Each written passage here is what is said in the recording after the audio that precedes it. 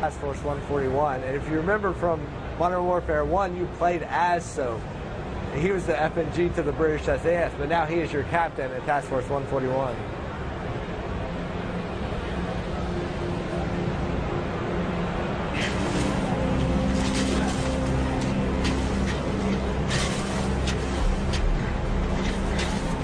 All right, the ice is good. Follow me.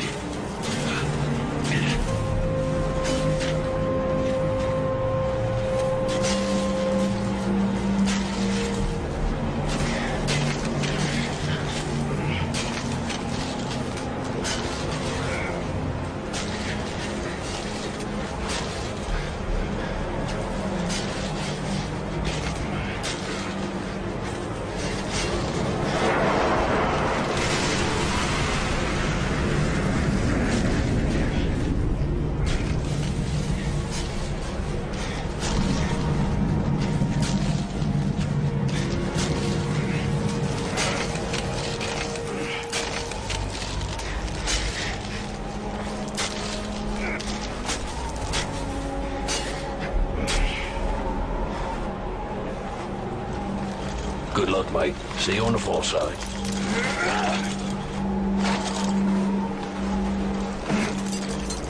Hold on! Don't let go! Hold him. I just watched Cliffhanger the other night, so I was like, bad.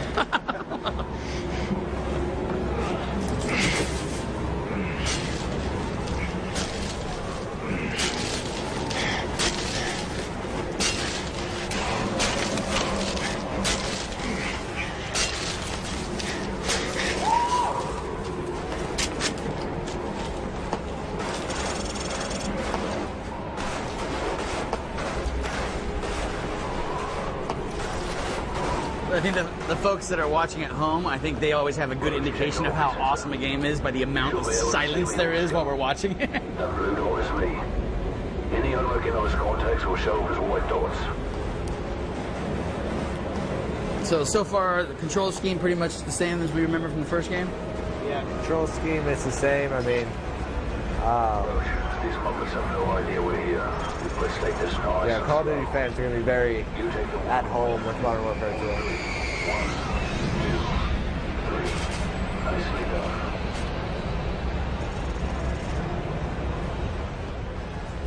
There was one thing when we were watching at the press conference that I wasn't sure I saw, but I wasn't not sure I didn't see it. When dude was shooting at guys like on the hill, like one of their legs. Come on, no, there's no like dismemberment or anything, right? No.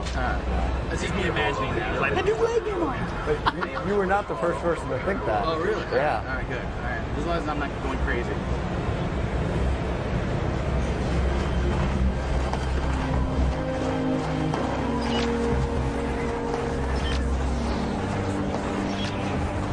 Same plan. On 3.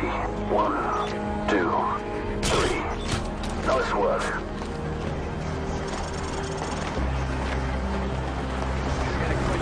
From Sam L. out of New York. He wants to know what's the most advanced gun in the game.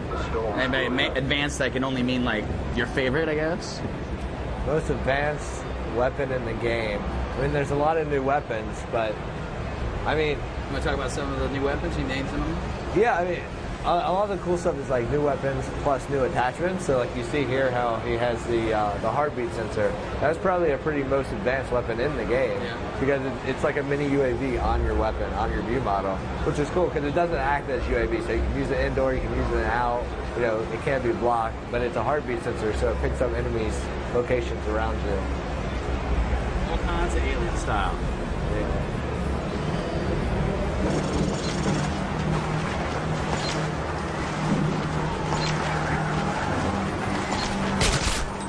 Good kill.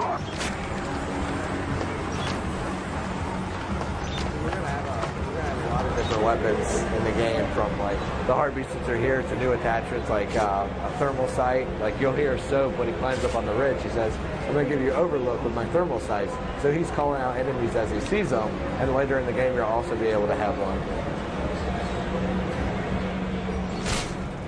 Not bad. Alright, I've tapped into their comms. It's southeast and plenty of C4 at the fueling station.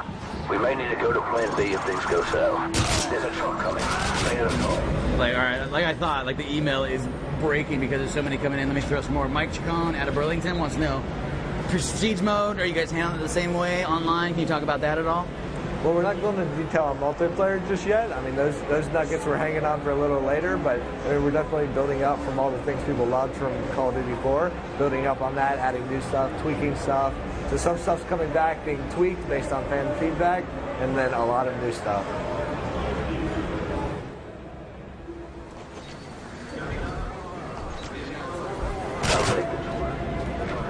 This is actually a good question. I don't know if you can answer it or not, but Matthew Carlo out of Dunedin wants to know, will there be co-op campaign? If so, online split screen? Can you talk about that at all? We do have co-op in our Special Ops mode, and Special Ops is separate from the single-player campaign.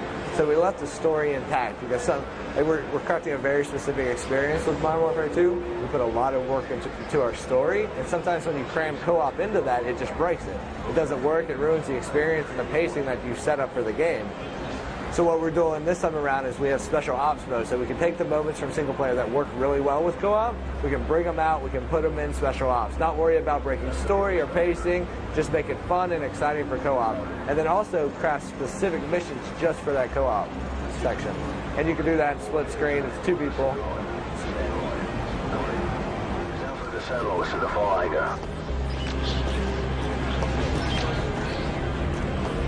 Well, we're not talking about multiplayer yet, but Or online, rather? it's definitely local.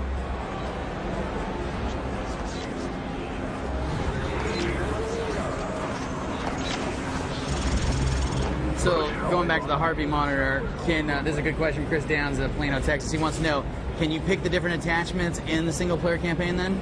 Not in the single player, but when you start a mission, just like always, you start out with your default loadout. But we've brought the attachment system from multiplayer into single player. So what you can do is you can go around and scout the battlefield for an enemy that has your perfect combination. Because before, they all had default weapons, but now you can pick. It's all randomized. You can pick up an AK with a red dot or an EOTech or a suppressor, or go around and scout out these different camos, different things. Find the one that fits with your play style. Let's go.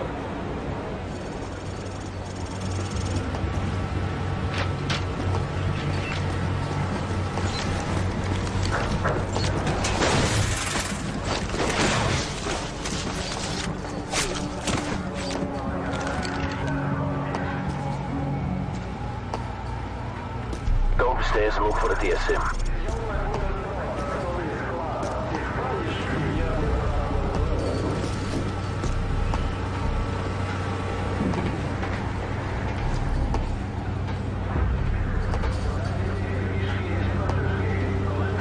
Roach, get upstairs and download the files.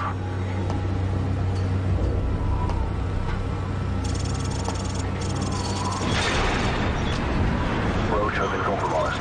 Keep a low profile and hold your fire. This is Major Petrov. Come out with your hands up. You have 5 seconds to comply. Roach, go to plan B. 5, 4, 3.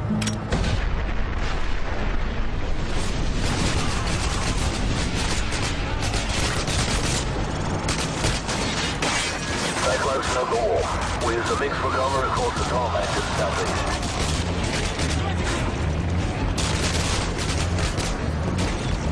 Follow me, let's go!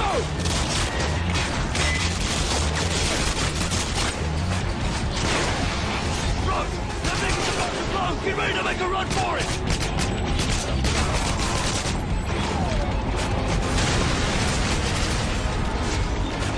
To the east, Roach, go!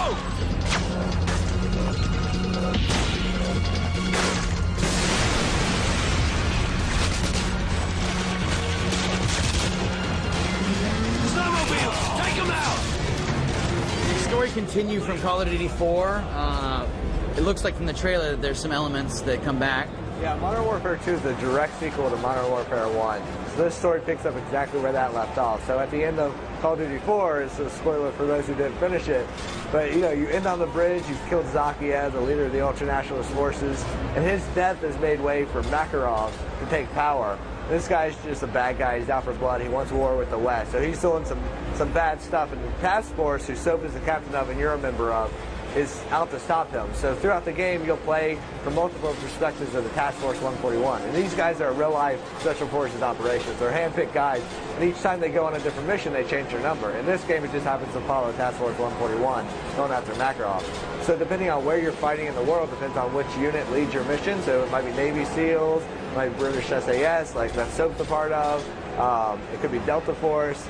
So you're going to all these variety of different locations, trying to track down Makarov and guys leading the Makarov.